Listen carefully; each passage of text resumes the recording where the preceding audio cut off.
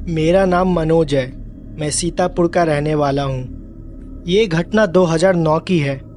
मधु चाची अपना सारा काम निपटा के ही सोने जाती थी। रात में खाना बनाने के बाद वो देर रात तक बर्तन मांज के सोने जाती थी।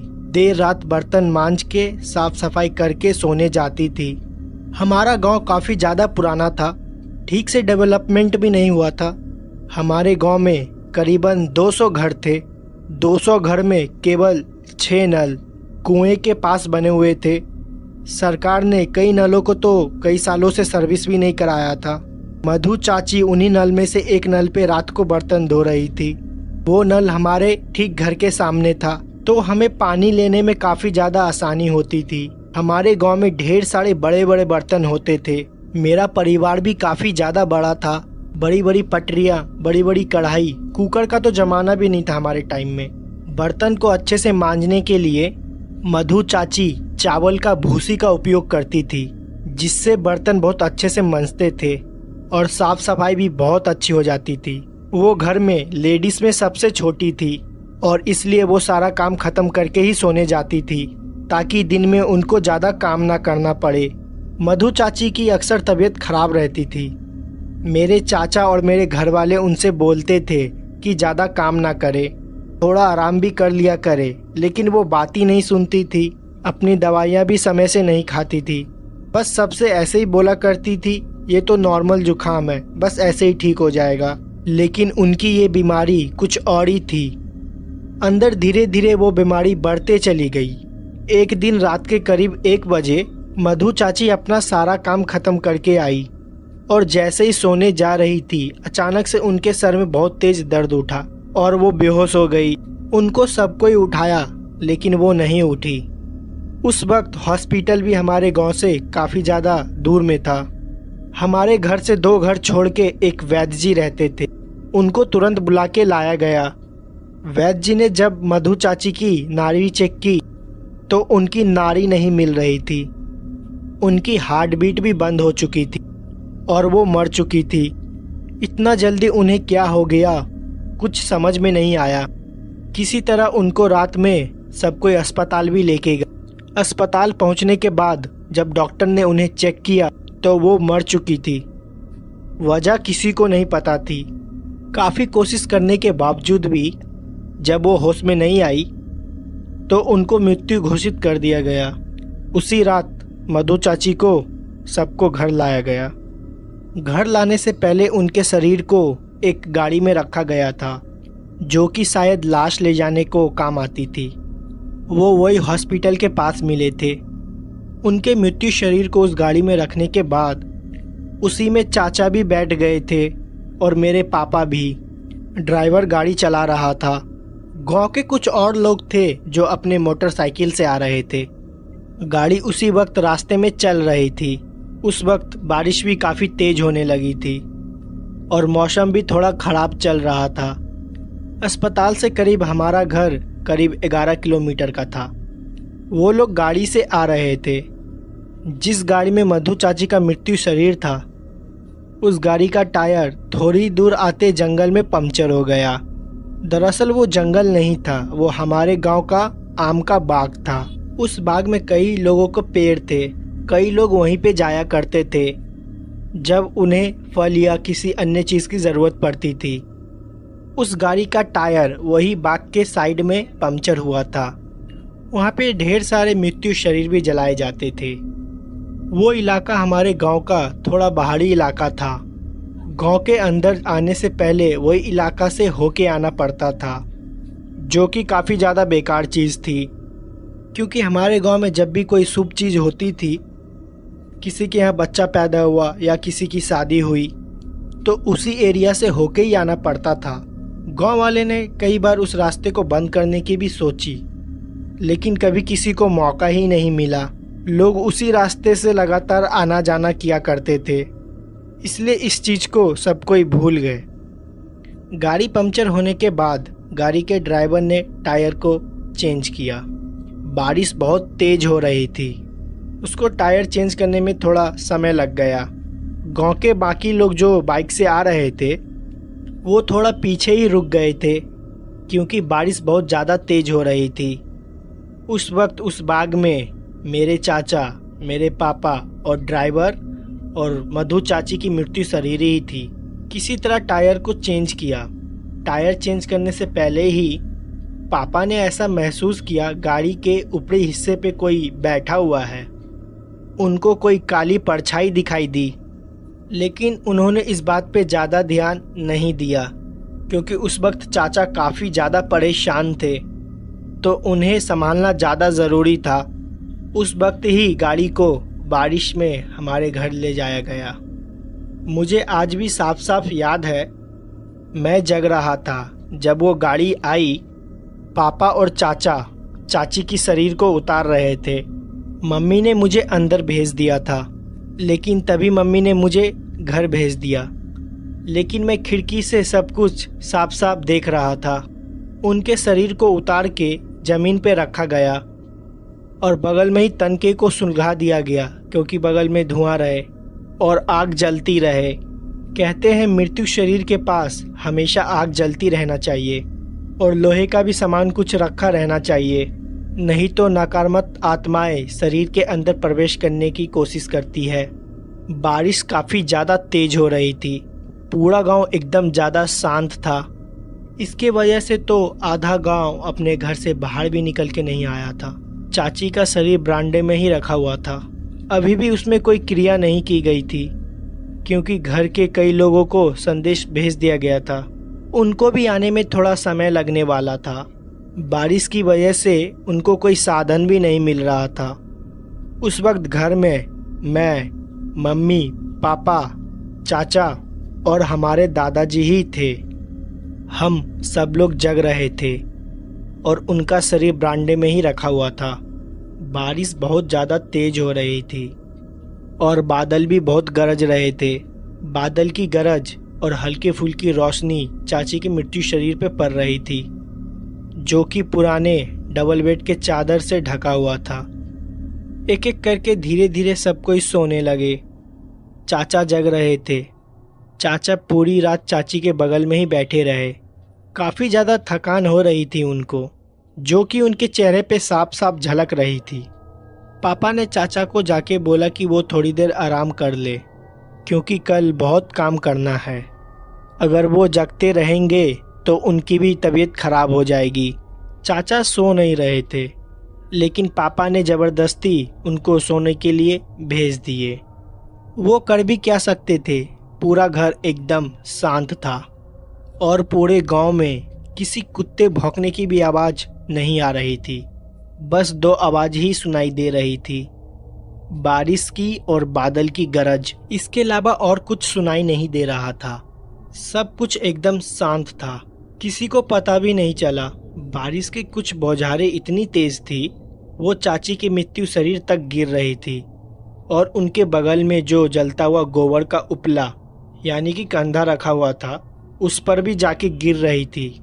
कुछ देर बाद वो जो उपला जल रहा था पानी की वजह से बुझ गया और वहाँ पे धुआं होना बंद हो गया और आग एकदम शांत हो गई।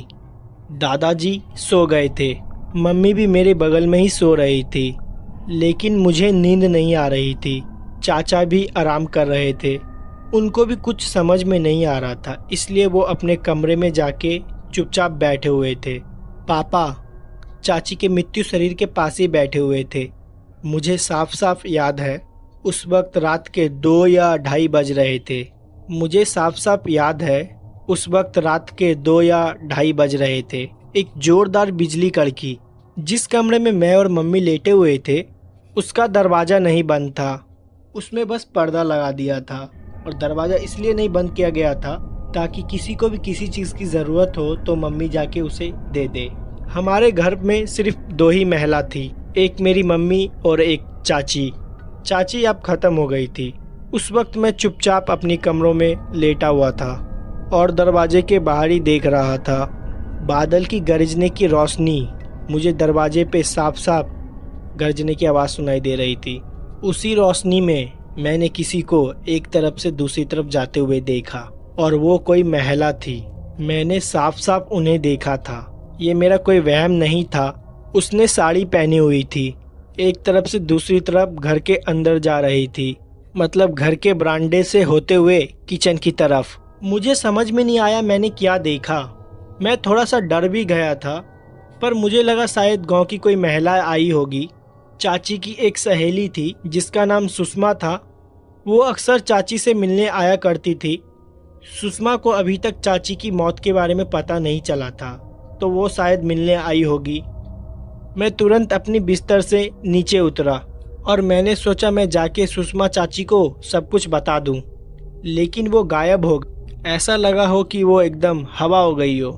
मैं कमरे से बाहर निकल के किचन की तरफ जाके देखने लगा।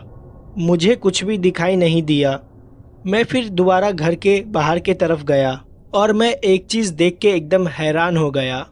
मेरी चाची का मृत्यु शरीर वहाँ पे नहीं था और जिस चादर से उन्हें ढक रखा था वो नीचे की तरफ पड़ा हुआ था।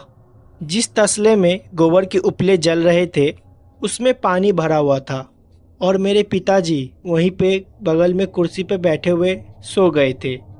दादाजी अपने कमरे में सो रहे थे और मम्मी भी अपने कमरे में सो रही थी और चाचा जी ने अपने कमरे के दरवाजे को अंदर से बंद किया हुआ था। उस वक्त पूरे घर में मैं ही जग रहा था। हमारे घर में छत की ओर जाने के लिए एक सीढ़ियाँ हैं। वो सीढ़ियाँ चारों तरफ मोटी मोटी दीवारों से घिरी हुई है। उसमें ज़्यादा रोशनी भी नहीं जाती है, लाइट भी नहीं थी, अंधेरा भी काफ़ी ज़्यादा था। छत पे जाने के लिए जब मैं उन सीढ़ियों से गुजरता हूँ तो ऐसा लगता है कि कोई अंधेरे कमरे से गुजर रहा हूँ। मुझे छत के ऊपर से छत की दरवाज़ा खुलने की आवाज़ आई। हमारे यहाँ का किचन का एरिया जहाँ पे सब कोई ज़मीन पे बैठ के खाते हैं, उसके ऊपर कोई भी छत नहीं है। वहाँ से डायरेक्ट आसमान से पानी चबूतरे पे ही गिरता है। मैं अपने आप को उन पानी को बूंदों से बचाते हुए सीढ़ियों की तरफ गया।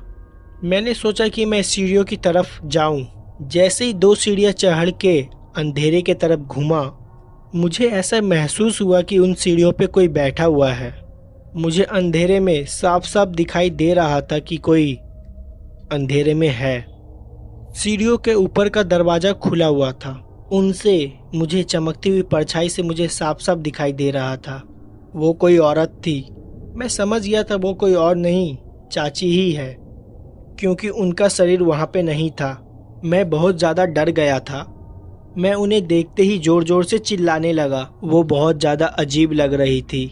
मेरी ही आंखों के सामने सीढ़ियों पे बैठ के मुझे घूर रही थी और पीछे चमकती हुई बिजली मुझे आज तक याद है। उनको देखते ही मैं ज़ोर ज़ोर से चिल्लाने लगा और सीढ़ियों से नीचे उतर आया। मैं किचन के सामने उसी चबूतरों से भागते हुए जा रहा था जहाँ पर पूरा पानी चबूतरे के ऊपर पड़ा हुआ था। मैं वहाँ पे फिसल गया और जाके सीधा चाचा के कमरे से लड़ा। मेरी चिल्लाने की आवाज़ सुनकर पापा सीधा उठ गए और मम्मी भी उठ गई। चाचा भी अपने कमरे से तुरंत बाहर आए। उन्होंने देखा मैं ज़मीन पे गिरा हुआ हूँ। पापा का जैसे ही आँख खुला, पापा ने देखा चाची का शरीर वहाँ पे नहीं है। वो सब लोग भागते हुए मेरे पास आए तो मैंने उन्हें बताया कि चाची ऊपर सीढ़ियों के पास बैठी हुई है। मैं जैसे ही सबको ये बात बताई, सब एकदम हैरान हो गए। पापा और चाचा तुरंत सीढ़ियों की तरफ भागते हुए गए। उन्हें वहाँ पे कोई भी नहीं दिखा, लेकिन सीढ़ियों के ऊपर का दरवाज़ा एकदम खुला हुआ था। दोनों लोग छत पे गए और वो देख के हैरान हो गए। चाची का शरीर छत के बीच में ही पड़ा हुआ था, बारिश में भीग रहा था और उनके पूरे कपड़े खुले हुए थे। ऐसा लग रहा था कोई उनके शरीर में घुस के ये सब हरकत कर रहा है। बाल पूरे बिखरे हुए थे, मुंह खुला हुआ था और आंखें एकदम पत्थर की हो गई थी और पलट गई थी। उस दृश्य को देख के पापा और चाचा बहुत ज़्यादा डर गए थे। उनकी हिम्मत नहीं हो रही थी कि वो लोग शरीर के पास जाए, लेकिन किसी तरह ऊपर का नाम लेते हुए वो लोग चाची के शरीर के पास गए। उन्होंने चाची का शरीर को हिलाने की कोशिश की। चाचा को लग रहा था शायद वो अभी भी जिंदा है और उठकर खड़ी हो जाएगी, लेकिन ऐसा कुछ भी नहीं हुआ। फिर चाचा और पापा उनके शरीर को उठाकर उसी जगह पर लेके आए और दोबारा आग जलाई। फिर वहीं पे सब लोग बैठे हुए थे। मम्मी ने मुझे दोबारा कमरे के अंदर भेज दिया, लेकिन मैं कमरे के अंदर नहीं रुक रहा था, इसलिए मैं दादाजी के पास जाकर सो गया। कुछ देर बाद बारिश भी बंद हो गई और सुबह के 4 बज गए थे। गांव में सब कोई जल्दी उठ जाते हैं और धीरे धीरे पूरे गांव को पता चल गया कि चाची अब नहीं रही है। घर के सामने भीड़ लगना चालू हो गई। फिर चाची का अंतिम क्रियाक्रम भी किया गया और रात को जो ये घटना हम लोग के साथ घटी थी, इसको लेके चाचा और पापा ने किसी को कुछ नहीं बताया। वापस आके दोबारा रात को उसी तरह हम लोग सब एक साथ बैठे हुए थे और आपस में बात कर रहे थे जो भी कल हम लोग के साथ घटा वो आखिर हुआ क्यों, और आगे ऐसी कोई अजीब सी घटना ना घटे इसका उपाय भी ढूंढने लगे। पापा ने सबको ये बताया उस रात जब जंगल में गाड़ी खराब हो गई थी तो उनको एक अजीब सी परछाई भी गाड़ी के ऊपर नजर आई थी। हो सकता है कि वो कोई आत्मा हो या कोई भूत प्रेत हो, जो कि हो सकता है कि चाची के मृत्यु शरीर के अंदर घुस गया हो और उसने अपनी जगह बना ली हो। सब लोग ने यही अनुमान लगाया था कि उस रास्ते से हम लोग को कोई भी मृत्यु शरीर लेके नहीं आना चाहिए था, और वही हुआ भी जिसका डर था। खैर, फिर चाची के शरीर को वहीं पे जलाया गया जहाँ पर वो गाड़ी खराब हुई थी। हो सकता है वो आत्मा वहीं पे चाची के शरीर से बाहर निकल के चली गई हो। 13 दिन के बाद घर में पूजा पाठ हुई और पूरे घर को दोबारा शुद्ध किया गया। ऐसी फिर कोई भी घटना हमारे घर में दोबारा नहीं घटी, लेकिन उस दिन से दोबारा मुझे अपने ही घर में डर लगने लगा। फिर जब मैंने अपनी 12वीं पास की, फिर मैं पढ़ाई के लिए अपने शहर आ गया और ये जो घटना हमारे घर में घटी थी वो रात मैं अपने जीवन में कभी भी भुला नहीं पाऊंगा। मेरा नाम आदिल है। ये घटना 2012 की है। काफी अजीब घटना थी ये। 2012 में मेरे पास कोई भी मोटरसाइकिल नहीं थी। मेरी अब्बू की तबीयत बहुत ज्यादा खराब थी और नानी की भी तबीयत खराब थी। अम्मी को नानी के पास जाना था। अब्बू साइकिल चला नहीं सकते थे, इसलिए उन्होंने अपनी जगह मुझे भेजा था। मैं जैसे तैसे मम्मी को नानी के वहाँ पे छोड़ के वापस आ रहा था। इतनी भी शाम नहीं हुई थी कि मुझको रास्ता ना दिखाई दे या मुझे टॉर्च की जरूरत पड़े। मैं अपने घर वापस लौट रहा था। जिस रोड से मैं अपने घर को वापस जा रहा था, उसी के बगल से कच्ची रोड भी गई हुई थी। हमारा खेत बाकी लोग से एकदम अलग था। वहाँ पे हमारे खेत थे और अलग पीछे था। मेन रोड से मुझे मेरे खेत में जाने के लिए 500 मीटर एक्स्ट्रा चलना पड़ता है। पता नहीं मेरे दिमाग में क्या आया, मैं अपने खेत को देखने के लिए चला गया। मैंने सोचा कि मैं एक राउंड मार दूं। आमतौर पर रात को वहाँ पे जानवर आके फसलों को खराब कर दिया करते थे, इसलिए मैंने सोचा कि सारे फसलों को एक बार मैं दोबारा जाके देख लूं। अंधेरा ज्यादा नहीं हुआ था, लेकिन मैं जब रोड से लेके खेत तक गया, सूरज हल्का फुल्का डूब चुका था। मैं अपनी खेत को साफ साफ देख सकता था और वहाँ पे सारी फसलें ठीक ठाक बोई हुई थी। मेरे खेत के एकदम पीछे साइड में तभी मैंने ध्यान दिया, एक काली परछाई है, वो झुकी हुई थी और झुक झुक के धीरे धीरे आगे बढ़ रही थी। उस परछाई को देख के मुझे साफ साफ पता चल रहा था कि वो कोई जानवर की परछाई है। यहाँ पर मैं खड़ा हुआ था, वहीं पे मैंने अपने साइकिल खड़ी की और जोर जोर से चिल्लाने लगा, लेकिन वो वहीं पे टहल रहा था। मुझे लगा ये फसलों को खराब कर देगा। आमतौर पर जानवर आवाज सुनकर भाग जाते हैं, और मैंने अपने साइकिल को वहीं पे खड़ी की और परछाई के पास जाने लगा। मैंने सोचा अगर वो जानवर बड़ा होगा तो मैं उसे मार के भगा दूंगा, क्योंकि वो फसलों को खराब कर रहा था। उस टाइम मैंने अपने हाथ में एक भारी सी ईंट पकड़ रखी थी। मैं अकेला था पर कोई भी नहीं था। मैं खेत के एकदम पीछे साइड में गया तो परछाई वहीं पे खड़ी हो गई। जब मैं उस परछाई के पास वहाँ पहुँचा और मैं साफ साफ उसे देख सकता था। जब वो परछाई रुकी, उसकी और मेरी करीबन दूरी 10 मीटर की थी। कुछ अजीब सी ही परछाई थी, वो कोई जानवर नहीं था। फिर मेरे आंखों के सामने परछाई 2 गुना बड़ी हो गई। पहले तो वो झुक के चल रही थी, मैं उसके आर पार भी देख सकता था। वो एक काली बड़ी परछाई थी। वो परछाई धीरे धीरे मेरे तरफ आने लगी। मैं कुछ कर भी नहीं पा रहा था। मैंने सोचा मेरे हाथों में जो ईंट मैं पकड़ा हुआ हूँ उसके तरफ फेंक दूं, लेकिन मेरे हाथ पैर भी काम नहीं कर रहे थे। ऐसा लग रहा था कि मेरे हाथ पैर बुरी तरह से जम गए हैं। वो परछाई धीरे धीरे मेरे पास आ रही थी। मुझे समझ नहीं आ रहा था ये मुझे क्या हुआ। मेरे गले से आवाज़ तक नहीं निकल रही थी। वहाँ से भागना चाह रहा था, लेकिन मैं भाग भी नहीं पा रहा था। फिर कुछ देर बाद मेरे पैरों में जैसे कि जान आ गई हो। मैं दोबारा अपनी साइकिल की तरफ भागा। साफ साफ उस चीज़ को महसूस कर सकता था कि परछाई भी मेरे पीछे ही भाग रही है। जैसे तैसे अपनी साइकिल के पास पहुंचा। मैंने अपने साइकिल को पकड़ने की कोशिश की। जैसे अपनी साइकिल पकड़ी, मेरी साइकिल हवा में उड़ गई। साइकिल हवा में 1 मीटर दूर पीछे जाके गिर गई।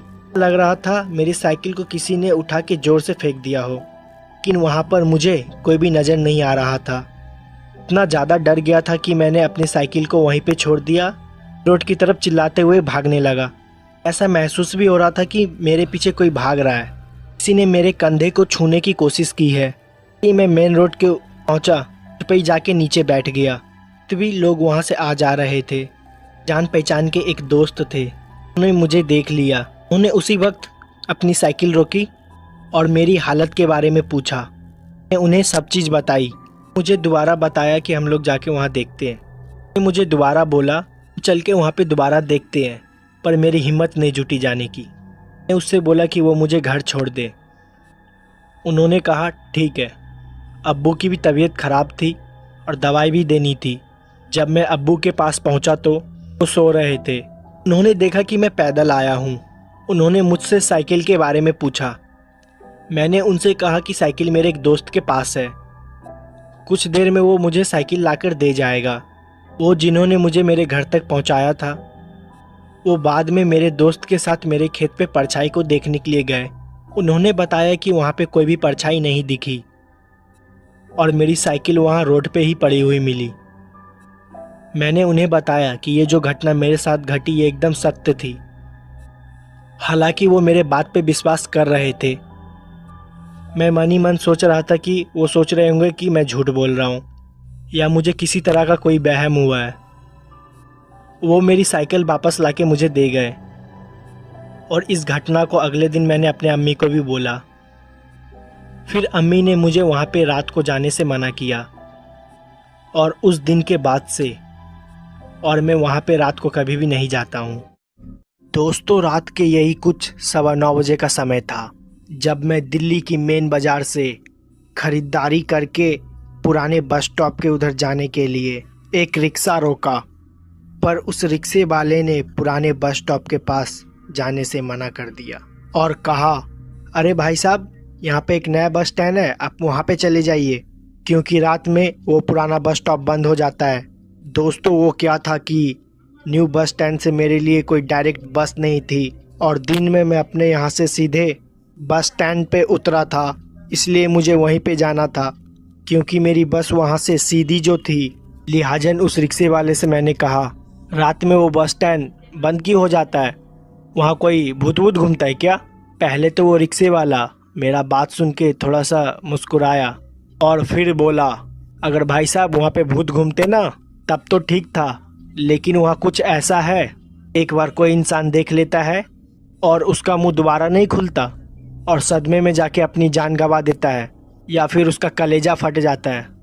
मुझे उस रिक्शे वाले की बेतुकी बातों पर एकदम भी विश्वास नहीं हुआ, इसलिए मैंने उसकी बातों को नज़रअंदाज किया। अपना सामान लेकर बस स्टॉप की तरफ निकल गया।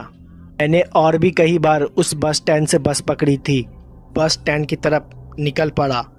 मैंने और भी कई बार उस बस स्टैंड से बस पकड़ी थी, बस उस सफ़र में इतना ही फ़र्क था, इस बार मैं रात में जा रहा था और लिहाजन में मैं उस रिक्शे वाले की बातों को नकारते हुए और अपना सामान लेकर उस बस स्टैंड की तरफ निकला। यहाँ से करीब 1 किलोमीटर दूर था। आसमान पूरी काले अंधेरे घनों में निपट गया था। बाजार की हल्की फुल्की रोशनी उस बस स्टैंड के पास नहीं पहुँचती थी। जैसे ही मैं पहुँचा, वो जगह मुझे एकांत में नज़र आई। उस जगह पे चारों तरफ सिर्फ और सिर्फ अंधेरा पसरा हुआ था, पर मुझे इस चीज़ से कोई मतलब नहीं था, इसलिए मैं वहाँ पर जाकर एक बेंच पे थोड़ी देर बैठ गया। अब मुझे इसी चीज़ का इंतज़ार था कि बस कब यहाँ पे पहुँचे, मैं कब यहाँ से निकलूँ। मैं वहाँ पे बैठा ही था कि मेरी नज़र अचानक एक चमकीली चीज़ पे पड़ी। जो बस स्टैंड से महज थोड़ा सा आगे एक चमकीली चीज़ नज़र आ रही थी, उसको देखकर मैं अचानक से हैरान हो गया। फिर मैं उठा, उस चीज़ की तरफ बढ़ने लगा।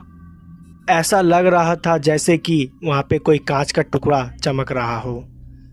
लेकिन हैरानी तो इस बात की थी, जहाँ पर वो चीज़ चमक रही थी वहाँ पे लाइट की रोशनी भी नहीं थी। मैं जैसे ही वहाँ पे पहुँचा, वहाँ का दृश्य देखकर मैं तो हैरान ही हो गया। वो एक छोटी सी अंगूठी थी, लेकिन उसके अंदर इतनी ज़्यादा चमक थी कि वो अंगूठी किसी अजूबे से कम नहीं थी। मैंने अंगूठी उठाई कि इतने में ही मुझे हेडलाइट की रोशनी नज़र आई।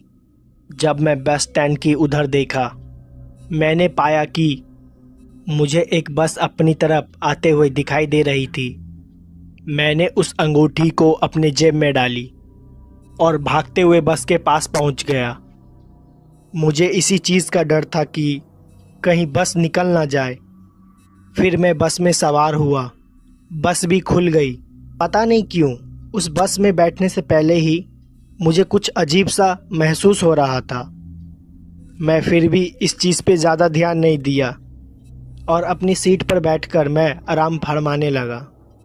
फिर थोड़ी देर के बाद बस उस जगह पे पहुंच गई जहां पर मुझे उतरना था, और उस इलाके में पहुंचकर चैन की सांस मिली कि जब से मैं उस बस के अंदर बैठा था तब से मुझे वहां पर कुछ ठीक नहीं लग रहा था।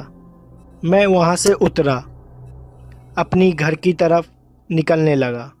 अब तक वो बस भी वहां से निकल चुकी थी। मैं जैसे जैसे अपने उस जानी पहचानी गांव की तरफ बढ़ने लगा, वैसे वैसे मुझे लग रहा था मेरे अलावा मेरे साथ कोई और चल रहा है, जिसकी मौजूदगी का मैं एहसास कर सकता था।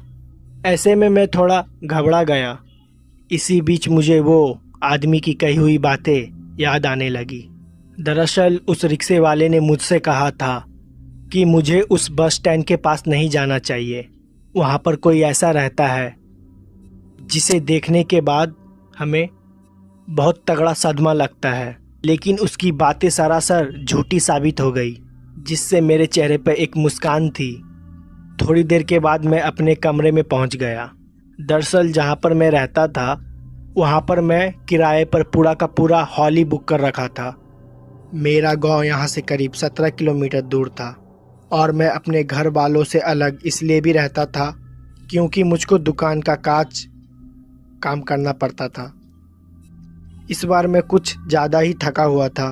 तब मैं अपने बेड के पास गया और आराम करने लगा। फिर उस चमकदार अंगूठी की याद आ गई। मैंने उसे अपनी जेब से निकाला और फिर मैं उसे अपने तकिए के नीचे रख दिया। वैसे एक वो अंगूठी ही थी, इसलिए मैंने उस पर ज़्यादा ध्यान नहीं दिया। मैं काफ़ी थका हुआ था, इसलिए मैं सोने की कोशिश कर रहा था। फिर थोड़ी देर के बाद मुझे पता ही नहीं चला कब मेरी आंख लग गई। फिर मुझे ऐसा एहसास होने लगा कोई मेरे आजू बाजू में चल रहा है। एक कदमों की आवाज़ मेरे कानों में गूंज रही थी। ऐसा लग रहा था कि वो कोई स्त्री है जिसकी पायल की धुनी बार बार मेरे कानों में गूंजती, और फिर उसके बाद उसकी हंसने की आवाज़ भी आती। ये थोड़ी देर के लिए हुआ। फिर थोड़ी देर के बाद मेरी अचानक से आँख खुल गई और अपने आजू बाजू में देखा। वहाँ पर मुझे कोई नज़र ही नहीं आ रहा था। पता नहीं पर क्यों अभी तक मेरे शरीर का पूरा तापमान काफ़ी ज़्यादा बढ़ गया था। पूरा शरीर पसीने से तरबतर हो गया था। मेरी हिम्मत भी नहीं थी कि बाहर उठकर देख सकूं कि मेरे साथ हो क्या रहा था। ऊपर से मेरा सर भी बहुत भारी था। मुझे लगा कि शायद ज़्यादा थकावन की होने की वजह से मेरा सर दर्द कर रहा है। फिर से मैं अपनी बेड पर सर रख के सोने लगा, लेकिन दोस्तों आवाज़ों का आना बंद नहीं हुआ। जैसे ही मैं अपनी आंख बंद करके नींद में जाता तो मुझे तभी बहुत ही डरावनी आवाज़ें सुनाई देती। जैसे तैसे मैंने उस रात को बिताया।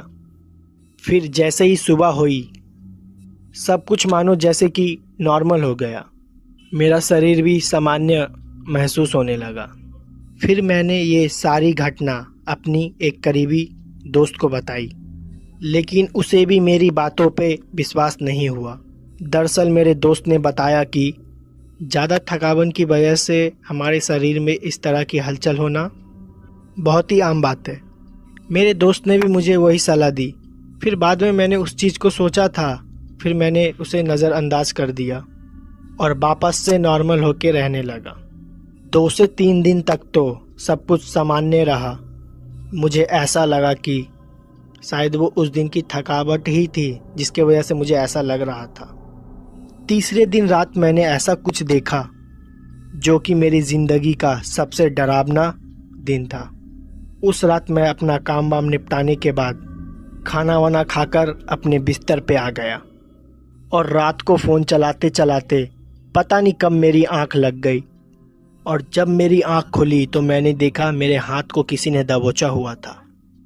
पहले तो मेरी नज़र उस हाथ पे गई, मेरे बाएं हाथ को दबोच रखा था।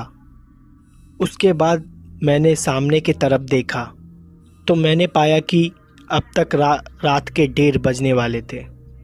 उसके बाद मैंने अपने बगल में धीरे धीरे देखने की कोशिश की। वहाँ का नज़ारा देखकर तो मेरी हालत ही पतली हो गई। दरअसल मैंने देखा कि वो एक लड़की थी जिसका पूरा बदन दूध की तरह सफ़ेद था। तो मुझे उस लड़की की तरफ से रोने की आवाज़ आ रही थी, मगर उसके बाद उस लड़की के चेहरे पर अचानक ही एक मुस्कान आ गई। उसके डरावने चेहरे को मुस्कुराता हुआ देखकर मैं तो दहशत में चला गया। मुझे समझ ही नहीं आ रहा था कि मुझे इसमें क्या करना चाहिए। तभी मेरी नज़र उस औरत के हाथ पे चमकदार रिंग पे पड़ी। उसको देखकर मैं सारा माजरा अच्छी तरह से समझ गया कि आखिर मेरे साथ क्या हुआ था कि और आगे मुझे क्या करना था कि मैं उठने की हिम्मत तो करता पर उठ नहीं पाता और उस जगह से खड़ा नहीं हो पाता। मैं इतना तो समझ चुका था कि चमकदार और यूनिक दिखने वाली उस अंगूठी की वजह से हो रही है। उसके बाद मैंने थोड़ी सी हिम्मत दिखाई और भगवान का नाम लेकर ज़ोर से उठने लगा। तभी मुझे एहसास हुआ कि मेरा पूरा शरीर एकदम नॉर्मल हो गया है। फिर अचानक ही मेरी आंख खुली। मुझे मालूम ही नहीं कि वो मेरा बुरा सपना था या हकीकत, या फिर मेरे साथ सच में ऐसा कुछ हुआ था। लेकिन उस रात मैं समझ गया था कि किस लिए मेरे साथ इस तरह की अजीब चीज़ हो रही थी। फिर उसके बाद मैं उठा, इधर उधर देखने लगा। मेरी हिम्मत नहीं थी कि अब उस बेड के ऊपर मैं लेटा रहूं, और घूमते फिरते हुए किसी तरह मैंने उस रात को बिताई। और जैसे ही सुबह हुई और हमारे ही गांव के पुजारी के पास सीधा चला गया। गांव के पुजारी के पास पहुंचने के बाद पता चली, ये सुनकर तो मेरी होश ही उड़ गए। दरअसल गांव के पुजारी ने मुझे बताया कि इसी काली शक्ति का साया है, और वो कोई मामूली शक्ति का साया नहीं है, भयानक ताकत है जो दिन पर दिन मेरा खून चूसती जा रही है। और अगर ऐसा ही चलता रहा महज 10 से 15 दिन में मेरा शरीर पूरा सूख जाएगा। अगर मुझे उस काली शक्ति से बचना है, अंगूठी के साथ किसी तंत्र मंत्र चीज को उसी जगह गाड़ना होगा जहां से मैंने उस अंगूठी को उठाया था। और उस टाइम रात के 12 बजने चाहिए। दोस्तों, पंडित जी का बात सुन के मेरा दिमाग ही हिल गया, क्योंकि मेरे अंदर इतनी हिम्मत नहीं थी कि वापस से उस बस स्टैंड के पास जाऊं, और वो भी रात के समय। पर अब मेरे पास दूसरा कोई रास्ता भी तो नहीं था, और पंडित जी मेरे साथ आने से मना कर रहे थे। लेकिन फिर पंडित जी ने मेरे साथ आने को हाँ कर दिया, जिससे मुझे थोड़ी हिम्मत मिल गई। मैं जानता था जब तक पंडित जी मेरे साथ होंगे तब तक मेरा कोई कुछ भी नहीं बिगाड़ सकता। फिर अगली रात शनिवार की रात थी और हमें भी उसी रात का इंतज़ार था। लेकिन मैं आज की रात से भी घबराया हुआ था, क्योंकि मैं इस बात को अच्छी तरह से जानता था कि वो भयानक शक्ति मेरे साथ कल से भी ज़्यादा भयानक करने की कोशिश करेगी। ऐसे में मैंने अपने एक दोस्त को अपने घर पे बुला लिया, और जैसे ही मैं सोने की कोशिश करता तो मेरे कानों में रोने और हंसने की आवाज़ बार बार सुनाई देती। ऐसे में मेरा सर काफ़ी भारी होने लगा। तमाम कोशिश के बावजूद भी मैं सो ही नहीं पाया। और उसके बाद जैसे ही सुबह हुई और मुझे चैन की सांस मिली, क्योंकि मुझे किसी भी तरह से रात काटनी थी। और जैसे ही मैं उस अंगूठी को बिस्तर के उधर उधर ढूंढने की कोशिश किया, तभी मैंने पाया कि वो मेरे सिराने पड़ी हुई थी। उसकी चमक वैसे ही अभी भी बनी हुई थी। रात के लगभग 10 बजे के आसपास पंडित जी के साथ टैक्सी में उस बस स्टैंड की तरफ रवाना हुआ। मुझे डर तो बहुत लग रहा था, लेकिन इस काम को करना भी बहुत ही ज़रूरी था, वरना बात मेरी जान पर आ सकती थी। हम जैसे ही उस बस स्टैंड के पास पहुंचे, वहां का सन्नाटा देखकर हर किसी की हालत खराब हो जाए। उसके बाद उस पुजारी ने मुझको रुकने को कहा। थोड़ी देर तो हम लोग वहीं पे बैठकर इधर उधर देखने लगे। फिर जैसे ही रात को 12 बजने को आई, तभी उस पुजारी ने लंबी सांसें लेते हुए कहा, देखो बेटा, तुम्हारी जिंदगी और मौत आपस में टकराने वाली है। अगर तुम इस काम को ढंग से नहीं किया तो तुम्हें यहीं पे अपनी जान गंवानी होगी, और अगर ये काम तुमने ठीक से कर लिया तो भी तुम्हारे साथ कुछ ऐसा होगा उसके बारे में तुमने कभी पहले सोचा भी नहीं होगा। इसीलिए तुमको सोच और समझ के कदम उठाने हैं। दोस्तों, उसके बाद उस पुजारी ने मेरे हाथ में नारियल दिया और उसके बाद वो अंगूठी दी। उस नारियल के ऊपर खून के कुछ छींटे थी। शायद वो छींटे इसलिए भी थी, शायद किसी भी बुरी शक्ति को अपनी ओर आमंत्रित किया जाए। जैसा उस पुजारी ने मुझे बताया था, मैं वैसे उस नारियल के साथ चमकता हुआ अंगूठी को लेकर आगे की तरफ बढ़ने लगा। मैंने कभी सोचा ही नहीं था कि मेरी ज़िंदगी इस पड़ाव पर पहुंच जाएगी। फिर मैं धीरे धीरे अपनी कदमों के साथ उसी जगह पे पहुंच गया जहां से मैंने उस अंगूठी को उठाया था। पता नहीं मुझे क्यों ऐसा लग रहा था कि मेरे साथ साथ कोई और भी है, जिसके होने का मुझे एहसास हो सकता था, लेकिन मैं उसे देख नहीं सकता था। मैं जैसे ही ठीक उस जगह पे पहुंचा तो मैंने उस नारियल के साथ ठीक उस अंगूठी को वैसे ही रख दिया जैसा कि उस पुजारी ने मुझको बताया था। जैसे ही मैं उस नारियल के साथ अंगूठी को रखा, वैसे ही पूरी धरती कांपने लगी और वैसे ही अंदर से एक हाथ बाहर निकला, धूल को फाड़ कर। जैसे ही वो हाथ बाहर निकला, डर के मारे मेरा शरीर पूरा पसीना छोड़ने लगा। मैं तुरंत ही मुड़ा और वहाँ से भागने लगा। दरअसल उस पुजारी बाबा ने मुझको बताया था कि ऐसा होते ही मुझे वहाँ से सरपट दौड़ लगानी है, सीधा जाकर गाड़ी में बैठ जाना है। फिर ठीक मैंने वैसा ही किया। जैसे ही मैं गाड़ी में आकर बैठा, पुजारी बाबा ने मुझे कुछ नियम बताए। उस नियम का ध्यान रखना था और उसके बाद गाड़ी स्टार्ट हुई और हम सभी घर लौट आए। पर अच्छी बात ये थी कि उस दिन के बाद मैंने दोबारा उस तरह की कभी भी आवाज़ नहीं सुनी। और साथ ही इस घटना के बारे में मैं अपने कुछ दोस्तों को बताया। तब जाकर मुझको पता चला कि उस बस स्टैंड पर लगभग 7 साल पहले एक महिला की मौत हो गई थी। बदमाश लोग ने उनके गहने वगैरह चुराकर और साथ गलत काम कर लिया और उस दिन के बाद से उस महिला की उस बस स्टैंड पे अपनी कब्जा जमा लिया। पर उस बस स्टैंड पर रात को सोने चांदी चीज जैसी पड़ी हुई मिलती है, जिनको उठाने के बाद इंसान कभी भी सुखी नहीं रहता। फिर दोस्तों, उसके बाद से मैं कभी भी रात को कभी भी उस बस स्टैंड की तरफ जाने की हिम्मत नहीं की। तो मेरा नाम टायरन है। मैं अमेरिका में एक ट्रक ड्राइवर था। ये घटना जो मेरे साथ घटी थी, ये 1980 में घटी थी। तब मेरी उम्र करीब 35 साल की थी। मेरे साथ मेरा एक पार्टनर भी होता था, उसका नाम जॉन था। ज़्यादा लंबी ड्राइव के बाद जब मैं थक जाता था तो जॉन और मैं अपनी जगह को रिप्लेस कर लेते थे। फिर कुछ दूरी तक वो ट्रक चलाता था। ये घटना ब्राज़ीलियन नेशनल हाईवे की है। जब मैं उस रास्ते से गुजरता था तो वहाँ पे मुझे बहुत ही ज़्यादा अजीब लगता था। वो रास्ता अपने आप में ही बहुत भयानक है। वो हाईवे जंगलों से घिरा हुआ है। उस हाईवे का 20 किलोमीटर का एरिया पूरा जंगल में आता है। जब भी किसी ट्रकर को अपनी डिलीवरी जल्दी करनी होती है तो वो लोग वही रास्ता निकल जाते हैं। नेशनल हाईवे का वो रास्ता एक शॉर्टकट का है, जहाँ से वो लोग अपने डिलीवरी पॉइंट पे 2 घंटे पहले ही पहुँच जाते हैं। लेकिन वहाँ पे घटनाएं बहुत ज़्यादा अजीब होती है, इसलिए उन रास्ते पे कोई जाता नहीं है। बहुत लोग कहते हैं वहाँ पे लूट और चोरी बहुत होती है। ट्रकों को रोक के उन्हें लूट लिया जाता है और ट्रक ड्राइवर को मार दिया जाता है। इसलिए ज़्यादातर लोग उस रास्ते से नहीं जाते हैं। ऐसे ही एक दिन ठंडियों का मौसम था। मेरे और जॉन के पास कोई भी डिलीवरी का काम नहीं था, तो हम लोग उस वक्त अपने ट्रकों में बैठे हुए थे।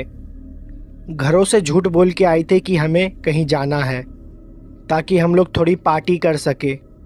हम दोनों ट्रक में ही बैठे हुए थे और जॉन ने थोड़ी शराब पी रखी थी।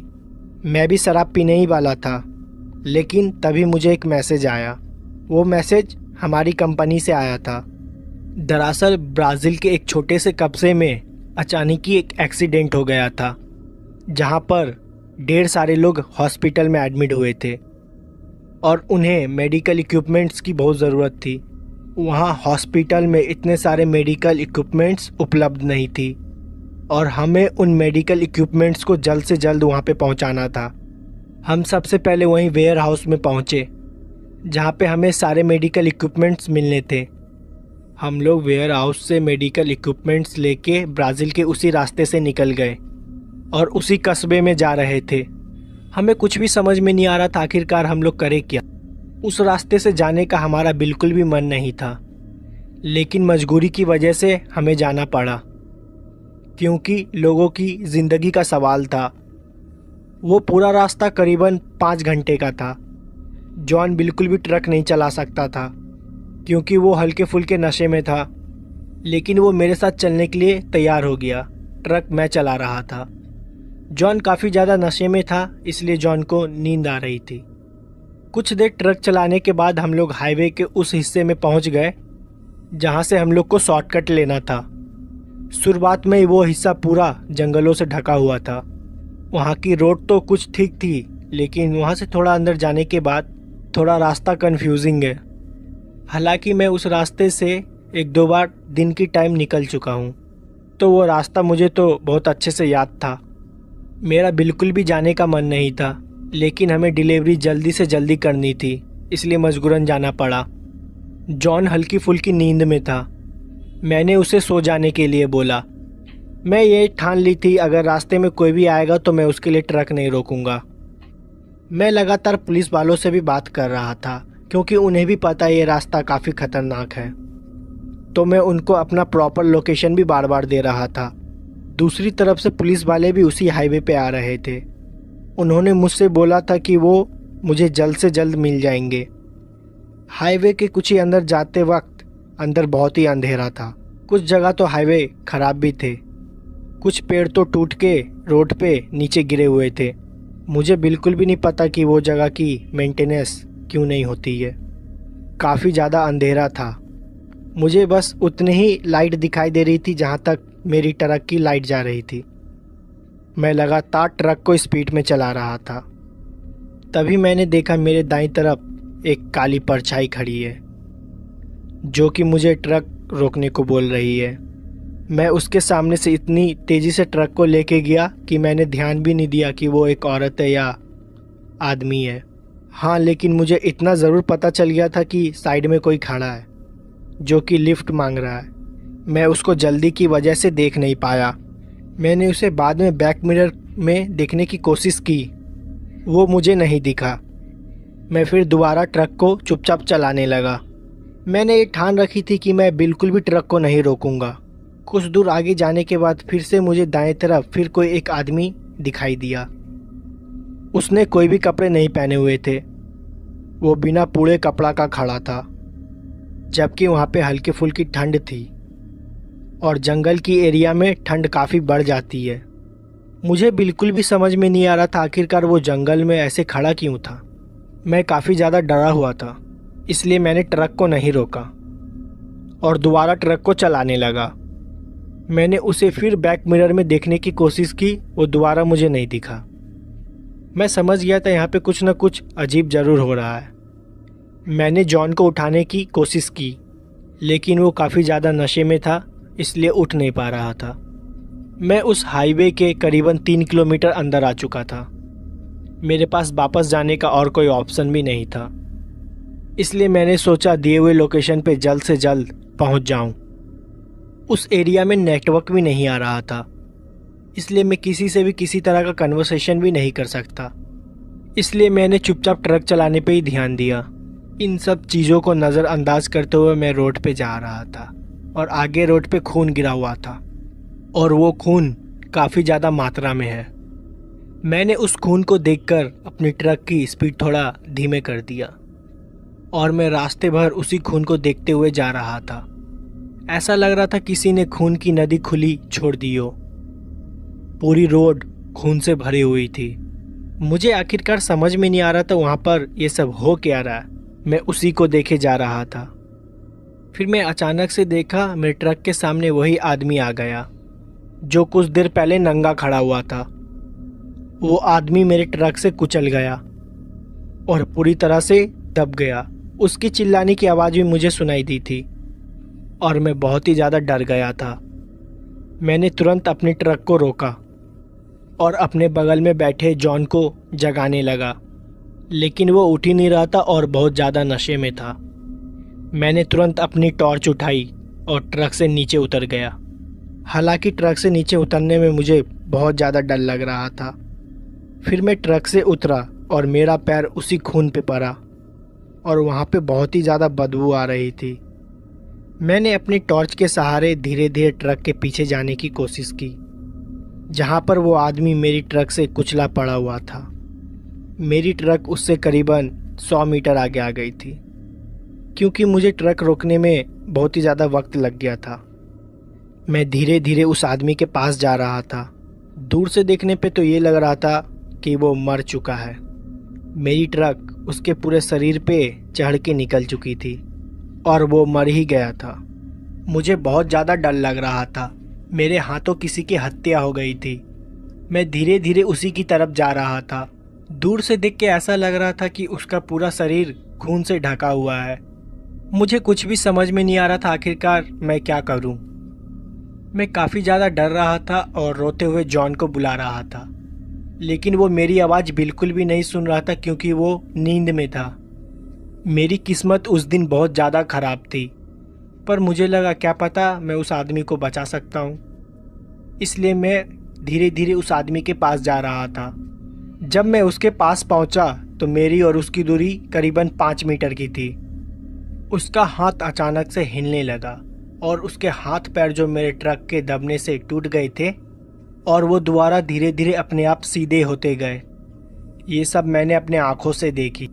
मेरे ही आँखों के सामने वो आदमी अपने 2 पैरों के ऊपर खड़ा हो गया और वो दोबारा खड़ा होकर मुझे देख रहा था और कुछ ही सेकंड के बाद वो पूरा नॉर्मल हो गया था, जैसे मुझे पहले दिखाई दे रहा था। उसका पूरा शरीर खून से लथपथ ढका हुआ था और उसकी आंखें बहुत ही ज़्यादा भयानक लग रही थी। उसने कोई भी कपड़े नहीं पहने हुए थे। वो मेरे तरफ चिल्लाते हुए भागा और मैं अपने ट्रक के तरफ भागा। वो क्या चीज़ थी मुझे बिल्कुल भी नहीं पता। रोड पे पड़े खून की वजह से मैं ढंग से भाग नहीं पा रहा था क्योंकि मेरे पैर फिसल रहे थे। मैं किसी भी तरह भागते हुए अपने ट्रक के पास पहुंचा और जो आदमी मेरे सामने खड़ा था वो बहुत ही लंगड़ा के चल रहा था। ऐसा लग रहा था उसका पैर में बहुत बुरा तरह का चोट लगा है, लेकिन मेरे आँख के सामने ही वो मर के जिंदा हुआ था। मैं जॉन का नाम लेते हुए चिल्लाते हुए ट्रक के अंदर जा रहा था। मैं जॉन को उठाने की कोशिश भी की और जॉन हल्का सा उठा भी, लेकिन वो फिर से सो गया और मैंने ट्रक को दोबारा भगा दिया। जब मैं बैक मिरर में देख रहा था तो वो आदमी मेरे पीछे चलते चलते आ रहा था। उस पूरी रोड पे खून फैला हुआ था। मेरे ट्रक के टायर भी पूरे खून से सने हुए थे। कुछ दूर ट्रक चलाने के बाद मैंने देखा दूसरी साइड से कुछ पुलिस की गाड़ियां आ रही है, जो कि शायद मेरे लिए ही आ रही थी। मैं बहुत ज़्यादा डरा हुआ था। मैंने तुरंत जाके उनके पास गाड़ी रोका और उन्होंने पूछा कि मेरा तुमसे कनेक्शन कैसे टूट गया। मैंने उन्हें सारी चीज़ें बताई और जैसे ही मैंने फिर अपने ट्रक के टायर को देखा वो पूरा एकदम तरह से नॉर्मल था। मैं उन्हें बार बार वो चीज़ समझाने की कोशिश कर रहा था, लेकिन उन्हें कुछ भी समझ में नहीं आ रहा था। उन्हें लग रहा था कि मैं बहाना दे रहा हूँ। फिर उन पुलिस की कार में से एक कार उन्हीं जंगल की तरफ से गई जिधर से मैं आ रहा था। फिर वहाँ से इन्फॉर्मेशन आई कि वहाँ पे सब कुछ ठीक है और रोड पे कोई भी खून के दाग या छींटे कुछ नहीं मिले और ना ही वो आदमी और जिसको मैंने कुचल दिया था। वो लोग मेरी बात मानने के लिए तैयार ही नहीं थे। इस चीज़ पे उन्होंने मेरे से ज़्यादा बहस नहीं की। उन्होंने मुझसे कहा कि मेडिकल के सारे इक्विपमेंट्स जल्द से जल्द हॉस्पिटल पहुंचा दो, फिर वो उसके बाद मेरी रिपोर्ट लेंगे। मैंने वैसा ही किया। मैं काफ़ी ज़्यादा डरा हुआ था। मैं 1 घंटे में हॉस्पिटल पहुंच भी गया और सारे इक्विपमेंट्स दे दिया। उसके बाद कुछ पुलिस वाले दोबारा मेरे पास आए और उन्होंने मेरे से दोबारा पूछताछ की कि मैं लेट क्यों हो गया था और मेरा कनेक्शन उनसे टूट क्यों गया था। मैंने सारी बातें बताई उन्हें, लेकिन उन्होंने मेरी बात पे विश्वास नहीं किया। फिर उन्होंने जॉन से पूछा, लेकिन जॉन तो पूरे रास्ते सो रहा था। फिर उन्होंने जॉन से पूछताछ की तो उन्हें पता चल गया था कि जॉन दारू पी है, लेकिन अब तो उन्होंने मेरी बात पे एकदम भी विश्वास नहीं करने वाले थे। उन्होंने मेरा भी अल्कोहल टेस्ट किया, लेकिन मैंने उस टाइम शराब नहीं पी रखी थी। पुलिस वाले मेरे बात पे विश्वास नहीं कर रहे थे। उन्हें लगा कि मैंने किसी तरह का और नशा कर रखा है, इसलिए शायद मुझे अजीब और गरीब ऐसी चीज़ दिखाई दे रही थी। लेकिन मेरे साथ जो कुछ भी हुआ था वो एकदम सच था। उस घटना के बाद मैं कई दिनों तक उस ट्रक को हाथ भी नहीं लगाई। जॉन ने मुझे बहुत बार चलने के लिए बोला, लेकिन मेरे अंदर उस आदमी का डर बहुत तरीके से भर चुका था। आखिरकार वो कौन था, वहाँ पे क्या कर रहा था, मुझे कुछ भी समझ में नहीं आया। और ये जो अजीब सी चीज़ मुझे दिखाई दे रही थी और किस लिए दिखाई दे रही थी, इसका भी मेरे पास कोई जवाब नहीं था। लेकिन मुझे ये बिल्कुल भी नहीं पता था कि ये मेरा वहम है या सच। अगर ये सच था तो मेरी किस्मत उस दिन बहुत ज़्यादा अच्छी थी कि मैं बच गया, और फिर ऐसी घटना मेरे साथ जीवन में दोबारा कभी भी नहीं घटी। लेकिन फिर उस रोड पर मैं दोबारा कभी भी नहीं गया। ये घटना ऑफिसर मॉरिन के साथ घटी है, अमेरिकन नेशनल पार्क में। तो अब आगे की घटना मैं आपको ऑफिसर मॉरिन की पॉइंट ऑफ व्यू से बताऊंगा। हमें उस बच्चे को ढूंढते हुए लगभग 3 दिन से ज़्यादा हो गए थे। हमारी टीम में ज़्यादा लोग नहीं थे। हम जंगल के जिस हिस्से में उसको ढूंढ रहे थे, उस हिस्से में पहले कोई भी नहीं गया है। हमें कुछ उम्मीद भी नहीं थी कि हमें उसके यहाँ पे होने की कुछ निशान भी मिलेगी। जहाँ से वो गायब हुआ था, वहाँ से वो जंगल का एरिया करीबन 15 किलोमीटर दूर है, और वो यहाँ पे क्या करने आया, इसके बारे में हम लोग कुछ भी अनुमान नहीं लगा पा रहे थे। जो लड़का गायब हुआ था उसका नाम रॉन था। अपने दोस्तों के साथ कैंपिंग के लिए आया था। उसके दोस्तों ने बताया वो लोग कैंप फायर के पास बैठे हुए थे। तभी रॉन को अचानक से किसी की चिल्लाने की आवाज़ आई। हालांकि वो आवाज़ किसी को भी सुनाई नहीं दी थी सिवाय रॉन के। वो आवाज़ जिधर से आई थी उसी तरफ बहुत अजीब तरीक़ा से देखने लगा। उसके दोस्त जब शांत हुए और उन्होंने रॉन से जब पूछा कि तुम किधर देख रहे हो, तो उन्हें बिना कुछ जवाब दिए जंगल के उस हिस्से में भाग गया। और वो बोल रहा था कि वो मुझे बुला रही है और वो चिल्ला रही है। उसके दोस्तों ने उससे पूछा कि तुमको कौन बुला रही है। वो उसका जवाब बिना दिए ही बहुत ही तेज़ी से भाग गया। उसको रोकने की उन्होंने बहुत कोशिश की, तब तक रॉन गायब हो चुका था। पलक झपकते ही अचानक से वो कहाँ गायब हो गया था, किसी को कुछ समझ में नहीं आ रहा था। रॉन के दोस्तों ने भी अपनी टॉर्च लेके उस डायरेक्शन में ढूंढने की बहुत कोशिश की, लेकिन ऐसा हुआ जैसा कि रॉन हवा हो गया हो।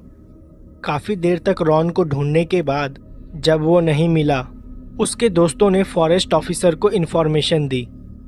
तभी हमारी सर्च करने वाली टीम वहाँ पे पहुँची। हमने दिए गए सारी डिटेल्स को कलेक्ट किया और लगातार उसी डायरेक्शन में बढ़ते रहे जहाँ पर आखिरी बार उसके दोस्तों ने उसको जाते हुए देखा था। रॉन की उम्र करीब 27 साल की थी और वो गोरा था और उसकी हाइट करीबन 6 फीट की थी। और ये बात बहुत ही ताजुब की थी कि मेरी हाइट भी उसी की तरह थी।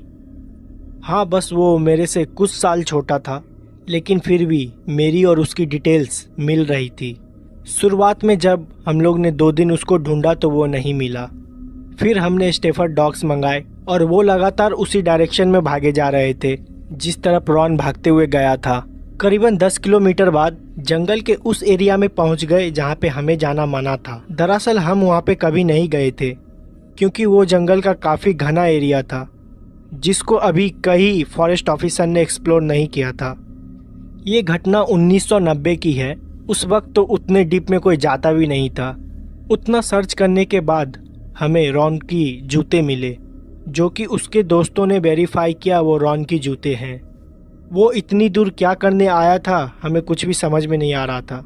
हमें वहाँ पे रॉन की पैर के निशान भी मिले।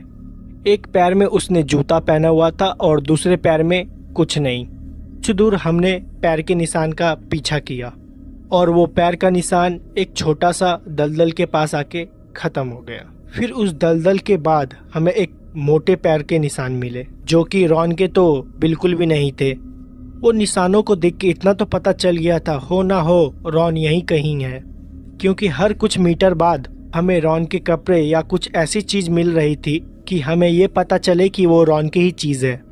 जिस वक्त हम जंगल के एरिया में खड़े थे उस टाइम हमारी टीम में कुल 4 लोग थे और हम लोग के पास एक स्निफर डॉग भी था और हमारे पास हमारी एक गन थी और एक टॉर्च। हमने प्लान बनाया कि हम चारों लोग अलग अलग डायरेक्शन में जाएंगे, क्योंकि जहाँ पर रॉन के फुटप्रिंट्स ख़त्म हो गए थे कि वहाँ से हमें कुछ भी पता नहीं था कि हम लोग किधर जाएं। उसको ढूंढते हुए काफ़ी ज़्यादा दिन हो गए थे। अब हम लोग को वापस भी बुलाया जा रहा था क्योंकि हमें और भी ज़्यादा काम थे, लेकिन हमारा ये केस पूरा नहीं हुआ था। मुझे अक्सर अंदर से ऐसा महसूस हो रहा था कि रॉन मिल जाएगा। वो अचानक से कहाँ गायब हो गया किसी को भी कुछ नहीं पता। मेरे साथ जो कुत्ता था उसका नाम ब्रूनो था। मैं और ब्रूनो उसी डायरेक्शन में जा रहे थे जहाँ से हमें बड़े पैरों का निशान मिला था। ब्रूनो आगे बढ़ता जा रहा था और मैं उसी के पीछे था। कुछ दूर जाने के बाद ब्रूनो अचानक से खड़ा हो गया और शांत हो गया। उसने कोई भी रिएक्शन नहीं दिया, बस एक बड़े से झाड़ के पीछे देख रहा था और उसी झाड़ की तरफ देख के भौंक रहा था। मैं उसे आगे जाने के लिए बोल रहा था पर वो वहाँ से आगे जा ही नहीं रहा था। फिर मैंने खुद झाड़ के पीछे जाके देखा तो वहाँ पे एक आदमी बैठा हुआ था। वो देखने में बहुत ही ज़्यादा अजीब लग रहा था। वो अपने कमर के ऊपर कुछ भी नहीं पहना हुआ था और वो खाली काले रंग की पैंट पहनी हुई थी। उसकी पीठ पूरी काली थी। ऐसा लग रहा था कि उसके पूरे पीठ में किसी ने काली मट्टी लगा दी हो। वो मट्टी में कुछ खोज रहा था और बहुत ही ज़्यादा डरा हुआ था। उसके तेज तेज सांस लेने की आवाज़ भी मुझे सुनाई दे रही थी। मैंने उसको बुलाने की कोशिश की। मैंने उसको जैसे ही बुलाया वो मट्टी में खोदना बंद कर दिया और आगे की तरफ देखने लगा। वो अपने शरीर में हल्का सा भी मूवमेंट नहीं किया था। उससे मैं करीबन 5 मीटर की दूरी पे खड़ा था। उसने कोई भी हरकत नहीं की। वो बहुत ज़्यादा डरा हुआ था। मैंने अपनी पिस्तौल बाहर निकाल ली क्योंकि मुझको ऐसा लग रहा था कि वो मुझ पे हमला करेगा। मैंने उसको अपनी तरफ घूमने के लिए बोला, लेकिन वो नहीं घूमा और उठ के जंगल के अंदर भागने लगा। वो उस तरफ जा रहा था जहाँ पे कोई भी नहीं जाता है। जंगल के उस एरिया में तो बहुत अंधेरा होता है, सूरज की रोशनी भी वहाँ पे ढंग से नहीं पहुँच पाती है। मैं उसे बार बार रोकने की चेतावनी दे रहा था, लेकिन उसने मेरी बात नहीं सुनी। जब मैं आगे की तरफ भागा तो मेरे साथ मेरा कुत्ता भी भागा और हम दोनों उसे पकड़ने की कोशिश कर रहे थे। आखिर वो जंगल में क्या कर रहा था हमें कुछ भी नहीं पता था। थोड़ी देर बाद मैंने सोचा मैं उसे गोली मार के रोकने की कोशिश करूं, क्योंकि अब मुझे वो बहुत ज़्यादा खतरनाक लग रहा था। मैं उसे गोली नहीं मार सकता था। मेरे दिमाग में शायद ये चल रहा था कि उसे मेरी मदद की ज़रूरत हो और शायद मुझसे वो बहुत ज़्यादा डर गया हो। मैंने हवा में एक फायर किया और मेरी गोली चलाते ही वो उसी वक्त रुक गया। मैंने उसे पीछे घूमने के लिए बोला और वो तुरंत घूमा और उसको देख के मेरे हाथ से मेरी बंदूक छूट गई। वो आदमी जो भी था उसका शक्ल हूबहू मेरे से मिल रही थी। उसकी हाइट, उसकी आंखें, उसके चेहरे पे जितने भी बाल थे हूबहू मेरे से मिल रहे थे। मेरा कुत्ता लगातार उसको देख के भौंके जा रहा था और मैं उसे देख रहा था। कुछ देर के लिए मेरे हाथ पैर एकदम जम गए थे, लेकिन वो मुझे देखने में बहुत ही ज़्यादा डरावना लग रहा था। ऐसा लग रहा था कि वो मुझे मार डालेगा। मुझे कुछ भी नहीं समझ में आ रहा था कि मैं क्या करूं। वो मेरी तरफ कुछ देर के लिए मुझे घूर के देखने लगा और फिर मुझे कुछ भी याद नहीं। मैं बेहोश हो गया था। मैं जब बेहोश हो रहा था तो मैंने आखिरी बार उस आदमी को देखा था। वो काफ़ी धुंधला दिखाई दे रहा था क्योंकि मेरी आंखें ढंग से खुल भी नहीं रही थी। मुझे सिर्फ बस इतना दिखाई दे रहा था कि वो मेरे पास आ रहा है और मेरे कानों में मेरे कुत्ते की भौंकने की आवाज़ सिर्फ आ रही थी। उसके बाद मुझे कुछ भी याद नहीं, और जब मेरी आंखें खुली तो मैं अपने बेस के रेस्टिंग रूम में सोया हुआ था। मुझे कुछ भी समझ में नहीं आया कि मेरे साथ क्या हुआ और वहाँ पे मैं कैसे पहुँचा। जब मैंने अपने गलीग से पूछा तो उसने मुझे बताया कि उस बच्चों को ढूंढते हुए मैं जंगल में चला गया था, लेकिन बहुत ज़्यादा अंदर चला गया था। जब मेरी कोई खबर उन्हें नहीं मिली तो वो लोग मुझे भी ढूंढने के लिए आए और मैं उनको चलते हुए मिल रहा था। मैं धीरे धीरे जंगल के बाहर चलता हुआ आ रहा था, कहीं खोया हुआ था। उन्होंने मुझसे बात करने की बहुत कोशिश की, लेकिन उनका जवाब मैंने कुछ भी नहीं दिया। फिर मैं उन लोग के सामने ही बेहोश हो गया, और सच बताऊं तो मुझे ये सब कुछ भी याद नहीं है। मेरे साथ क्या हुआ और मैं अपने आप जंगल के बाहर चलते हुए कैसे पहुंचा, इसका मुझे कोई भी आइडिया नहीं था। मेरे साथ जो मेरा कुत्ता था वो भी मेरे साथ चल रहा था, और ताजुब की बात तो ये है मेरे कुत्ते को भी इस सब चीज के बारे में कुछ भी भनक नहीं लगी। मैंने बहुत कोशिश की कि मेरा डॉगी मुझे किसी तरह का सिग्नल दे और बताने की कोशिश करे कि मुझे क्या हुआ था, लेकिन उसको कुछ भी याद नहीं था। वो ऐसा बर्ताव कर रहा था कि ऐसा कुछ कभी हुआ ही नहीं। जंगल का वो हिस्सा कहाँ था अब दोबारा मुझे तो मिल ही नहीं रहा था। मैं अपने आप को कुछ भी समझा नहीं पा रहा था, क्योंकि मेरा दिमाग ढंग से काम नहीं कर रहा था। फिर इसके बारे में मैंने किसी से कुछ भी बात नहीं की, और वो लड़का रॉन जिसको सब कोई ढूंढ रहे थे वो भी उन्हें एक पेड़ के नीचे बैठा हुआ मिला, और वो भी एकदम शांत था। जब पुलिस वालों ने उनसे पूछा कि वो कहाँ भाग के गया था और वो इतने दिन से कहाँ गायब था, तो उसके पास इसका कोई भी जवाब नहीं था। उसने बोला उसे कुछ भी याद नहीं है, उसको बस लास्ट सीन इतना ही याद है कि वो अपने दोस्तों के साथ कैंप फायर के पास बैठा था।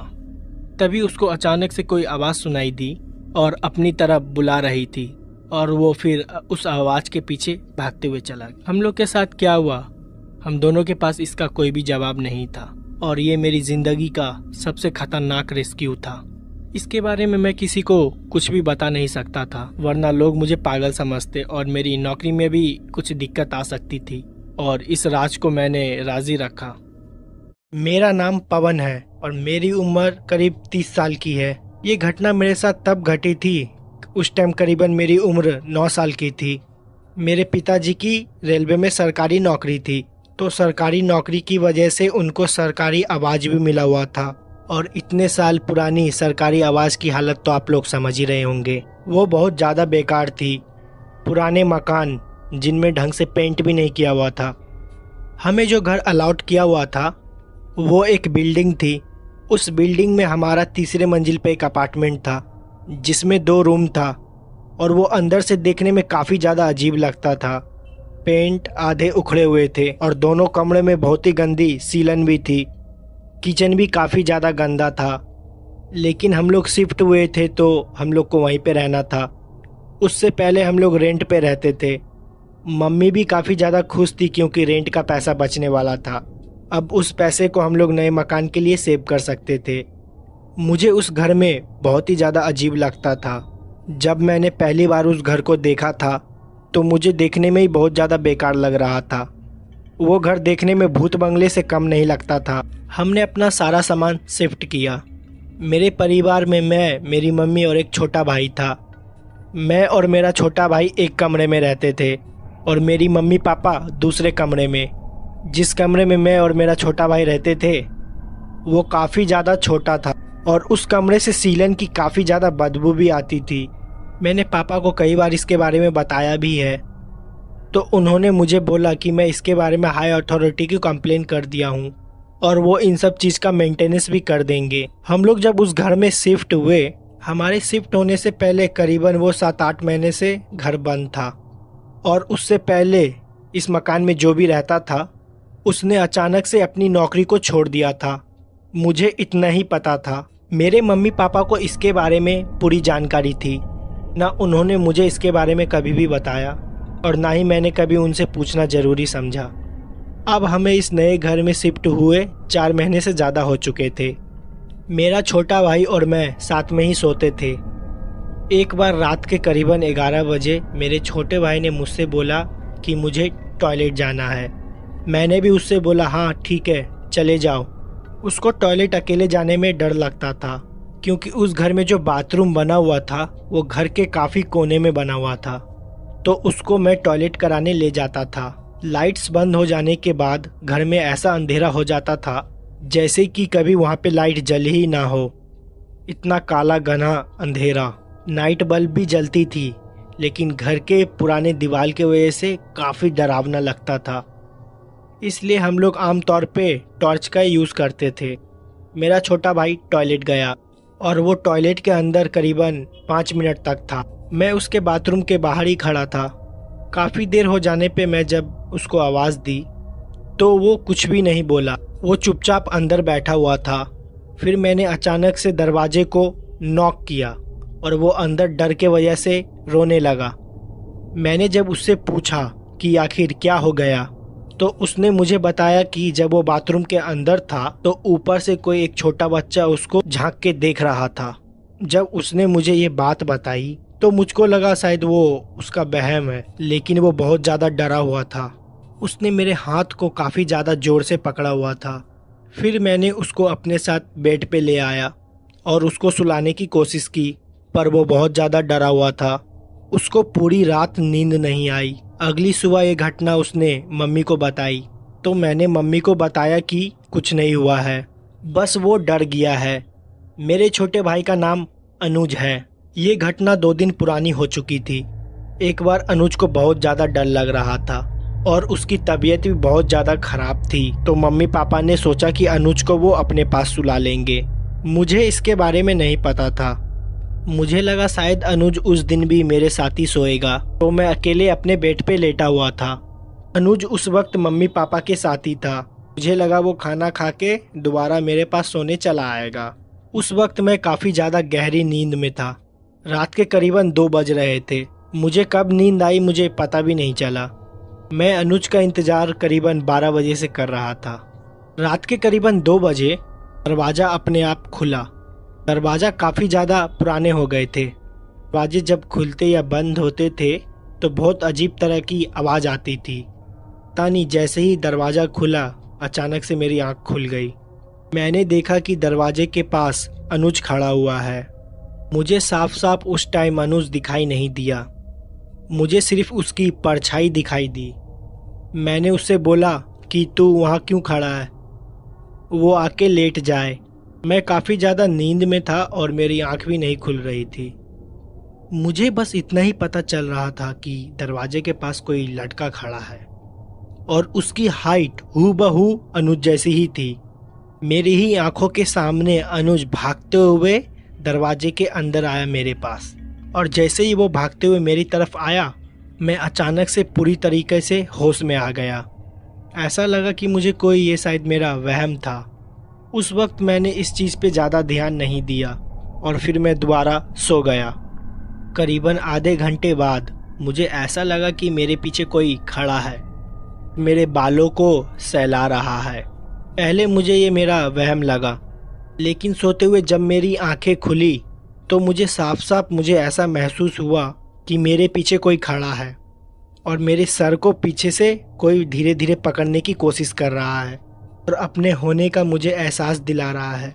मैंने अचानक से उठा और पीछे देखा, कोई नहीं था, पीछे सिर्फ अंधेरा था। मैं तुरंत अपने बेड से उठा और लाइट को ऑन किया। पूरा कमरा खाली था। उस वक्त करीबन रात के 2:30 बज रहे थे। अनुज अभी भी नहीं आया था। मुझे ये बात नहीं पता था कि वो मम्मी पापा के साथ ही सो रहा है। फिर मैं मम्मी पापा के रूम में गया और रात के करीबन 2:30 बजे उनका दरवाज़ा खटखटाया और उनसे पूछा अनुज उनके साथ है। उन्होंने बताया अनुज वहीं पे सो रहा है।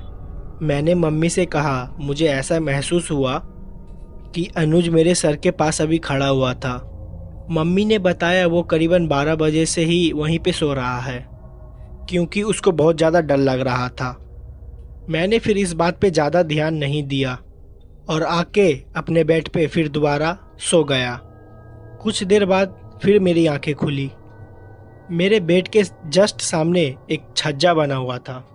उस पे हम लोग थोड़ा बहुत सामान रखा करते थे, जैसे कि टीवी के बॉक्स, कुछ कपड़े, कुछ लकड़ियाँ, सब पुराने चीज़ उसी छज्जे पे रखा हुआ करता था। मुझे ऐसा लगा कि उसके ऊपर बैठ के कोई मुझे देख रहा है।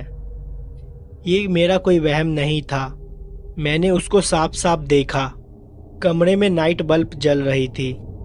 नाइट बल्ब पे मुझे वो काली परछाई बैठी हुई साफ साफ दिखाई दे रही थी और वो मुझे ही देख रही थी। उस काली परछाई को देखते ही मैं जोर जोर से चिल्लाने लगा तो वो मेरे आंखों के सामने ही गायब हो गई। मैं इतनी जोर से चिल्लाया कि मम्मी पापा अपने कमरे से मेरे कमरे में आ गए।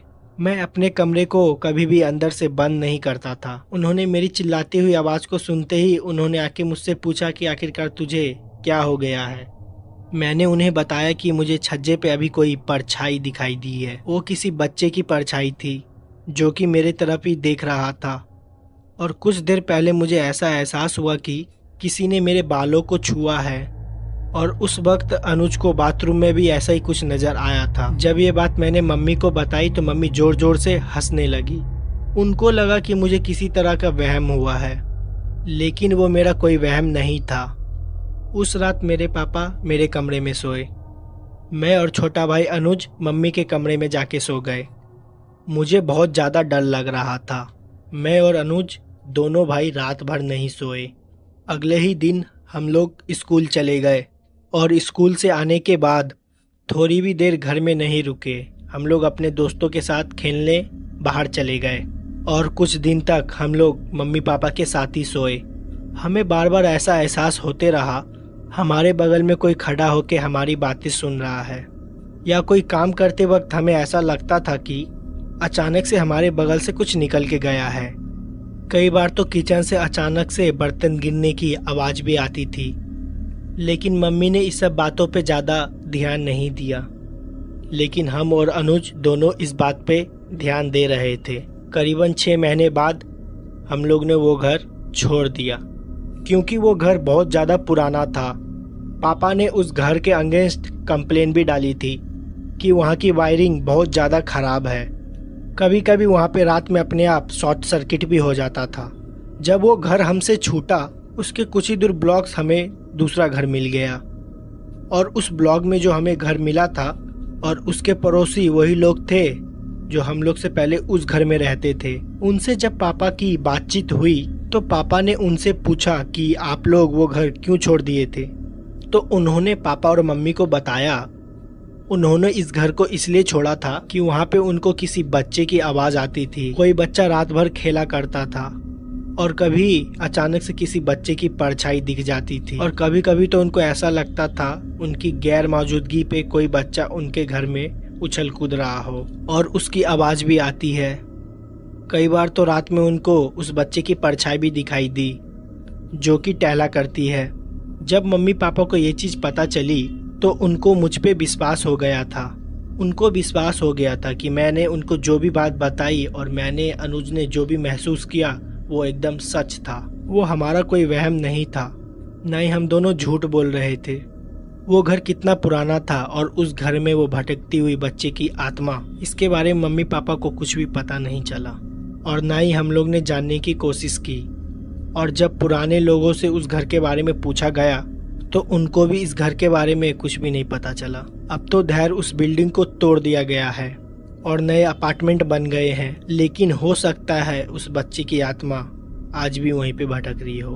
तो इस घटना में बस इतना ही।